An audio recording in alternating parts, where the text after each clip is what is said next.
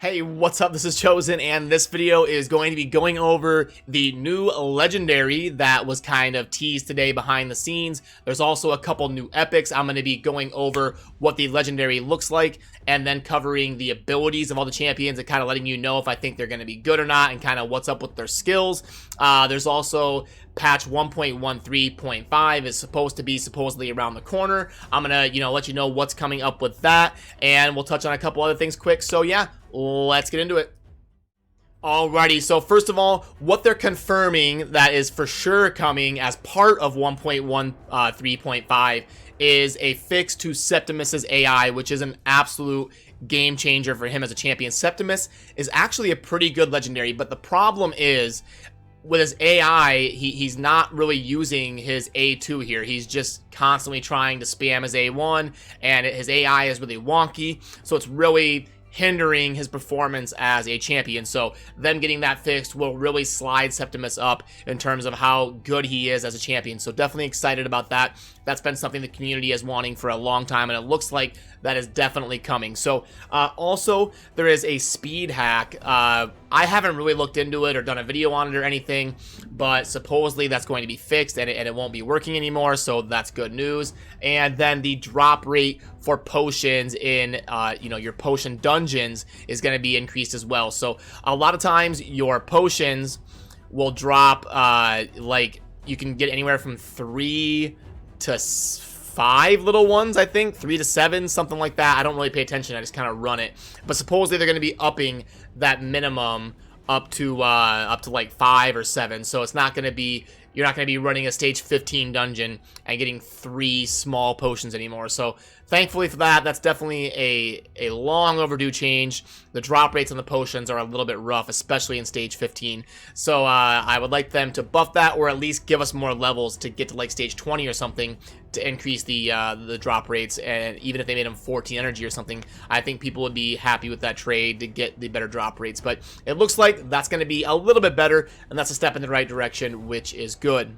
And they are also mentioning to us that next week we will get a lot more detailed information on exactly what we can share about 1.135, what's going to be actually going live, when it's going to be going live, all those types of details. And you guys know I will keep you up to date on that. Now, before I dive into the new legendary, the new epics, and the new loyalty login rewards program, a lot of content providers are really diving into covering 7 deadly sins. I will have a pinned comment about that down below, but I plan on downloading it and giving you guys my input on it as a game. I am still going to be dedicated to Raid Shadow Legends, but you know I like to keep my ear to the ground on what's going on in the gaming industry, and I will probably try to address that and let you guys know what I think in terms of if it's a game you should try or not, and kind of how it's functioning as a game compared to Raid. So I'm not going anywhere. I'm going to be keeping you guys up to date on Raid, but I will also keep you guys up to date on what's going on in the industry in general. So alright, this is the fun part. Let's get into the new loyalty program, login rewards, and legendary and epics. So what's going to be happening is they're going to be upping the current login reward to be 180 days. Currently, it is only 90. So after 90 days, you're done. You get no more daily login rewards, and your role in that program is complete. So they're going to be upping that from 90 to 180. So the old system is still going to be in place. Like if you're a brand new player and you download the game, everything is the same for you for the first 90 days. What's going to be changing is, I believe, if I had to guess, we don't know, but if I had to guess how it's going to be done, is it's going to, at day 90, you'll go up to day 120, and you'll get one of the epics. Then at day 150, you'll get the second epic, and then at day 180, you will get the legendary. I believe they're going to, keep par with every 30 days, because the current system went 30, 60, 90. I think it went Haikatoon, and then Yaga, and then Dark Aethel. So it went, 30, 60, 90. So this one will probably be, plus 30, 120, 150, 180s when we're going to get the new legendary that I'll show you here in just a second. So for the end game players like me, I'm assuming we will just start right at day 91 when this goes live. We're not going to reset back to 0 and have to go all the way through it. I'm assuming it's going to put us at day 91, and then within 3 months we will get that guaranteed legendary. And I will go ahead and pull that up for you right now. Alrighty. So this is the new legendary, and this is going to be Valkyrie's older sister. I'm just kidding. I'm joking. But it kind of looks like a female barbarian. Kind of looks a little bit similar to what Valkyrie looks like. If we pull up Valkyrie in the index, we can kind of see, you know, a definite, you know, barbarian theme here. And definitely looks like it could be Valkyrie's sister or something like that. But going to be a barbarian legendary, if I had to guess. We don't know details like faction and affinity, but we do know the skills. So that is the artwork of the champion. Let me back out here and I will pull up these skills. We don't have the artwork for the epics yet, but I will go over the legendary first since I already have her pulled up, and then I will go over the epics. All right, so in terms of skill, this is kind of the sheet that they gave to us to advertise their abilities. So obviously this isn't perfect and this could be a rough draft. This is all subject to change, but I'm going to be covering this for you guys as best as I can, and this is kind of my option as of now. So for the legendary, we've got an A1 that attacks one enemy with a 20% chance of placing a 30% decreased speed debuff for 2 turns. Also has a 30% chance of decreasing the target's turn meter by 15%. So again, none of this will work against the clan boss, and it's going to be a single hitter, so it'd be a War Master type champion so far if we're going to be going into the clan boss. But it looks like A2 is an AoE that hits everybody twice. Each hit has a chance of placing a stun debuff for 1 turn. That's pretty solid. So this champion is obviously not going to be very good in the clan boss, but looks like it could have some utility in other areas of the game. We don't know exactly how good these champions are going to be because we can't see how the books, like how the cooldowns shake up and how the books increase the buff chance and the likelihood of something proccing. So we are working with limited information here, but it looks like an AoE that attacks everybody twice with a chance to stun, and then revive an ally with 50% HP and place a 50% ally protection buff on them for 2 turns. So odds are this champion is going to be based off of defense or HP because we see the ally protection, and typically they don't do ally protection on attack champions. So that's good news for this legendary. Then heal all allies by 10% of their max HP at the start of each turn.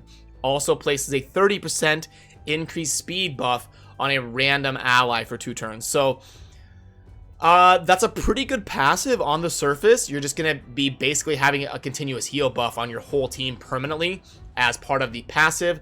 The one thing I do caution about this is in terms of counterattack. If you're going to be placing a 30% increased speed buff on a random ally for 2 turns, that's something you can't really control, and it could really throw off counterattack compositions and kind of mess up your rotation. So a little bit hesitant on that one, but still a pretty good ability in general there. So we don't know the book situation, like I said earlier, but my first kind of impressions of this legendary is it's probably going to be defense or HP based, and it's going to be really good in dungeons and faction wars, especially if you're not using counterattack.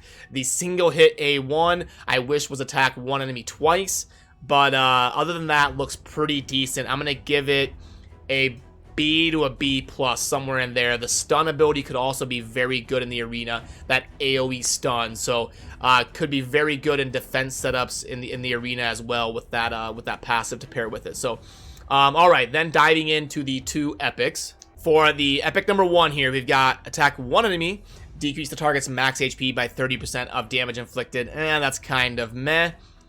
The A2 is place a 50% increase attack buff on this champion for 2 turns, then attack all enemies. Has a 50% chance of placing a 30% decreased speed debuff. Again, that'll be really good for dungeons and faction wars. Instantly remove any freeze debuffs on this champion and replace them with 30% increased crit rate and 30% increased crit damage. So this champion is definitely going to be based on attack, and it's going to be a damage dealer. And a 15% strengthen buff whenever an enemy places a freeze debuff on this champion. So, okay, this will kind of help alleviate the suppression that Torment puts on this champion. So they're probably going to be trying to introduce things to kind of help people out in terms of countering Torment because he is so widely used in the arena. And then fill the champion's turn meter by 25% and instantly activate skill name. We don't know which one. Whenever this champion or an ally receives a freeze, that's probably going to activate. If it activates the A2, that would be pretty good. Or wait. Attacks one enemy. So, like, I don't get it, because you have the attack one enemy, and then you just have the places a 50% increase attack buff in this champion. Is that like an A2?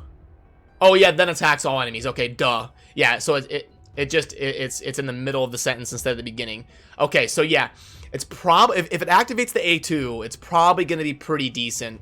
If it activates the A1, it'll be semi-lame, because that's really just a single target hit that lowers max HP, so not going to be super impactful, but definitely has a chance to do some work in dungeons and the arena based on how the books and all that shake out. So I'll give it, again, a B to a B+. It looks like it has some potential. And then for epic number 2, we've got attack one enemy 2 times. I like the multi-hit A1. Place an extra hit if the target is under a 50% heal reduction debuff. Places 2 extra hits if the target's under a 100%. Okay, so that could really be good for the Fire Knight. A lot of people bring Cold Heart, which is heal reduction. This could really synergize with that. Attack one enemy, 75% chance of placing. That probably books up to 100%. Of placing a 30% decrease speed debuff for 2 turns. Decrease target's turn meter by 20% if the speed debuff is placed. So it can kind of snowball a little bit there. Place a 30% reflect damage buff and a 15% continuous heal buff on all allies for 2 turns. Okay, so my first impression of this champion is it's going to be really good for players to progress in the Fire Knight. It's going to kind of synergize with Cold Heart, and it has some abilities here that are going to help you with Fire Knight progression. So that'll probably be really good for your early to mid game players to acquire to make progression in the Fire Knight. So again, I'll give this one a B. I don't see it having a whole lot of utility outside of that, but helping people with the Fire Knight is very important, because that is definitely a bottleneck for a lot of the community. So I'll give it a B. I don't think it's going to have a whole lot of utility outside of the Fire Knight, though. So yeah, let me go ahead and put this away. Sorry for the, kind of convoluted explanations and kind of fumbling through it a bit. I'm working with limited information here and kind of going off of a first impression on this stuff. So I don't have all the information I need to make a super accurate review of these champions, but trying to keep you guys up to date as best I can and give you a reaction as soon as I have information available to me. So yeah, that's going to kind of do it for this video. And as always, let me know what you think of the new champions and all that stuff down in the comments. Always enjoy hearing your guys' thoughts. And as always, thank you for watching. Have a good rest of your day. Peace.